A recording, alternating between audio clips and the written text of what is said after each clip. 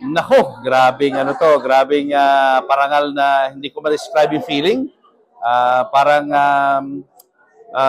isang malaking pagkilala sa lahat ng mga pinagdaanan natin sa ating trabaho bilang reporter. Isama ko na dyan, nagsimula ako bilang production assistant, hanggang sa naging news anchor, TV host, lahat na yan nagawa natin basta related sa public service. Kaya I'm so honored na itong PMPC ay binigyan ako ng ganitong Lifetime Achievement Award dahil sila rin ang nagbigay sa akin ng kauna-unahang award sa aking career.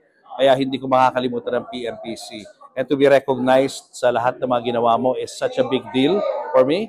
So, thank you, thank you. It's really an honor to receive this award. Message na lang po natin sa mga viewers. Maraming salamat po sa inyong patuloy na pagtitiwala sa atin at tayo po ay nakapaglilingkod ng maayos sa publiko sa pamamagitan po ng ating mga programa sa telebisyon at radyo.